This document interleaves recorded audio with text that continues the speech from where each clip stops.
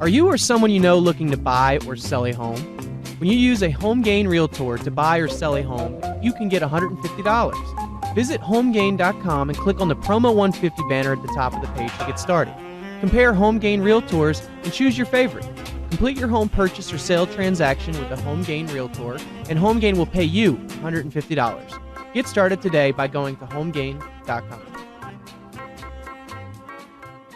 Welcome back, everyone, to Real Estate 360 Live. I'm your host, Ryan Sloper, joined by my guest, Cammarosano, the general manager of HomeGain. Quick reminder, Real Estate 360 is designed to build the Washington, D.C.'s housing and credit markets one house at a time. If you ever have any questions, concerns, or real estate needs, the best number to reach out to us is 877-245-2030. That's 877-245-2030, or via the web at www.realestate360live.com. That's realestate360live.com.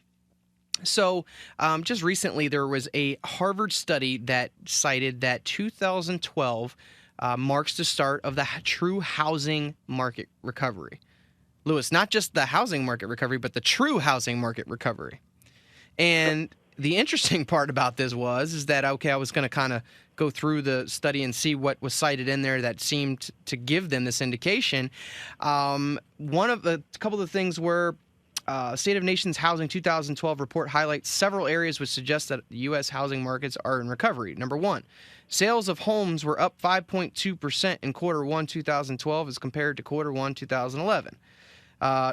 That's very ironic because just because they're up from one quarter of one year to the next of the same quarter of the following year, that doesn't mean that that's a true housing market recovery. I believe that that's actually a direct reflection of where interest rates have been. Well, so how far down were they the year ago? Right. And the year before. Exactly. Home prices, and interest rates, all the stuff plays a part in it.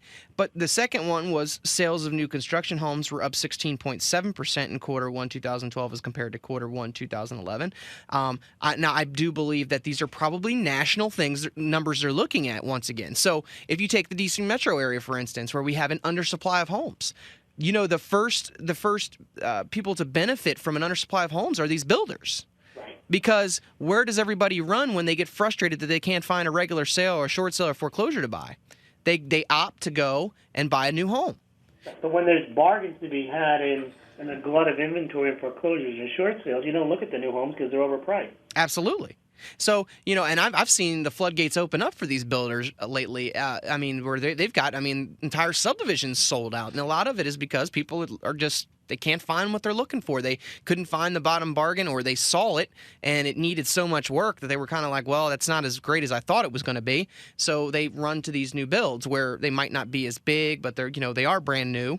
And then that third thing that they actually had in this study was that housing starts were up 16.6% in quarter one as compared to quarter one of 2011. So that kind of goes hand in hand too. Obviously the more homes that these builders are building, obviously the more starts they're going to have. So I don't necessarily believe that this study, it has that much weight. No, they're drawing conclusions from data that you can't necessarily make those conclusions. No, and they went on to basically say that the echo boom generation is going to drive future home sales. They said an estimated 84.7 million young adults in the echo boomer generation, the oldest of whom turned 25 in 2010, are expected to enter the housing market within the next 20 years.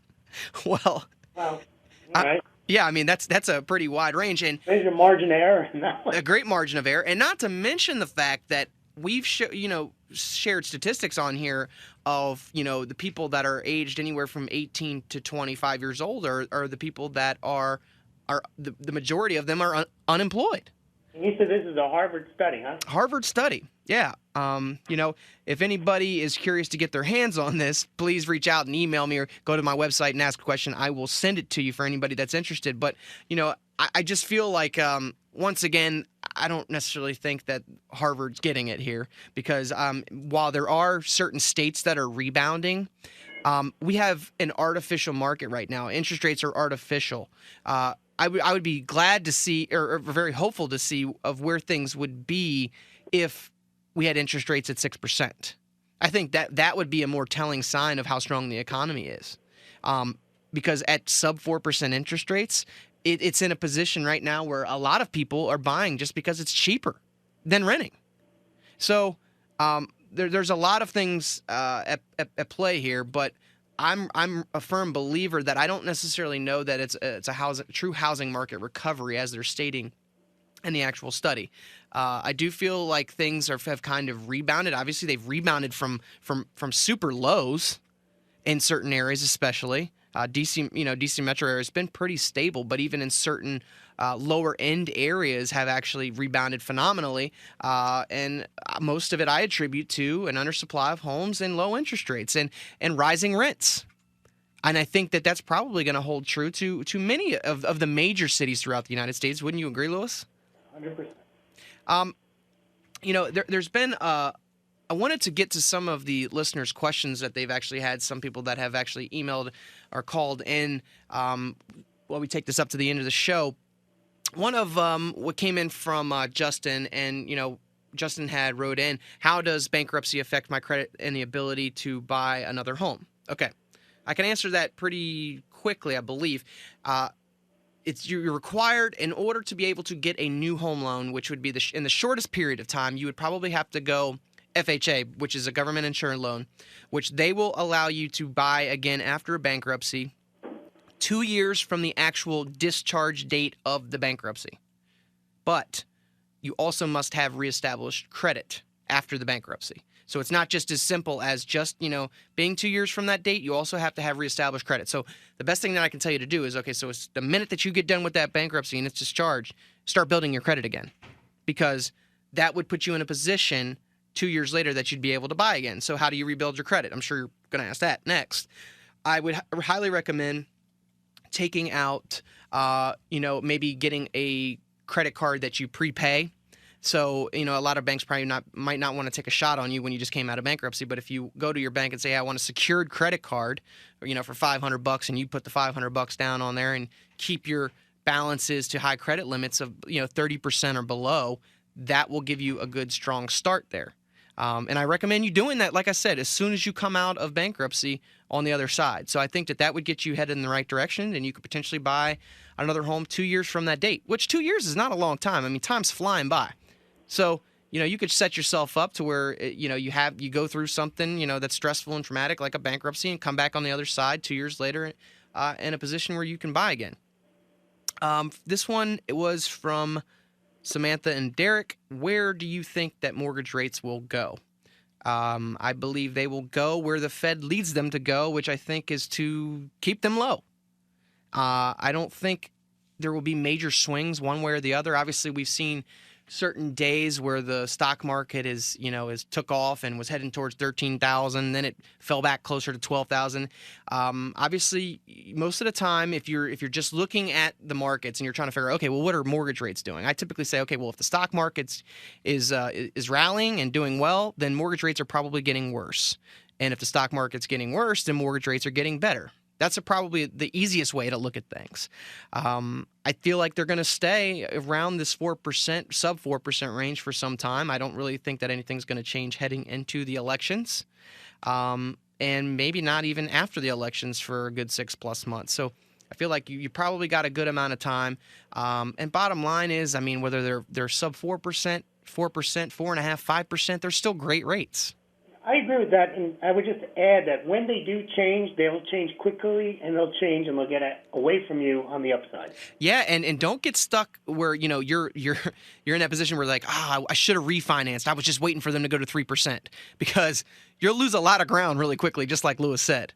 I mean, if you're hoping that you have this number in your head that it has to hit before you'll consider refinance or buying, it's not a very smart approach, because virtually, I don't think there's too many people in this world that can time the market perfectly.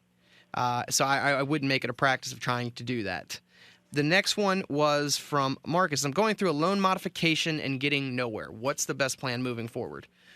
Marcus, unfortunately, modifications, most people don't get too far at all, if not anywhere at all, because, it's just not in the best interest for the banks to really do these modifications. I mean, they only want to do the modification is if your debt to income ratios are going to be where they need to be. So if you can't afford a $3,000 mortgage and your debt to income ratios at $2,000 a month are still the same, they're not going to do the modification.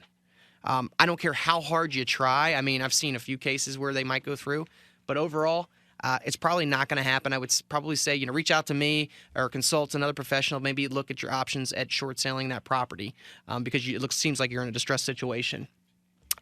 There's many people that are in the same situation right now where they feel like they want to salvage their mortgage. Unfortunately, I haven't seen too many successes, but if you do decide to go the short sale route and you have a distressed situation, and you do, it's not the end of the world. Once again, you could potentially buy again 2 years after that short sale, and in certain instances, don't have to miss any mortgage payments. So just reach out to a professional, 877-245-2030. We're coming up on the end of the show. Louis, I really appreciate you coming on. Great show today. Thanks for having me. If any of our listeners, like I said, they want to start their home search, they can go to HomeGain and they can compare realtors. And how does that work for everyone listening for the first time? Well, for comparing realtors, you go to HomeGain, you fill out a profile, and you tell us what you're looking for in a real estate agent, whether you're looking to buy or sell a home, where you're looking to buy it, or the type of home that you're selling, and what qualifications you want out of the real estate agents. We then ship your profile out anonymously. Your name is not given or your contact details to our agents, and they then propose back to you in a control center that we set up for you. So you can then compare realtors proposing to your specific request, and you can compare them on an apples-to-apples basis. And then when you're ready and you think you like the qualifications or one or the other, you can then contact them. So you're in the driver's seat. You get to pick a real estate agent that meets your needs, and you don't get bombarded with a lot of spam because it's all done through our controlled environments. You go to homegain.com, and you click on the Find and Compare Realtors icon to the upper left-hand corner. Perfect. Thanks, Louis. Have a great week. Thanks, everyone. Guys, thanks for tuning in. We'll be back again next Monday from 2 to 3 p.m. If you have any questions, please reach out to me, 877-245-2030. Thanks a lot. Have a great week.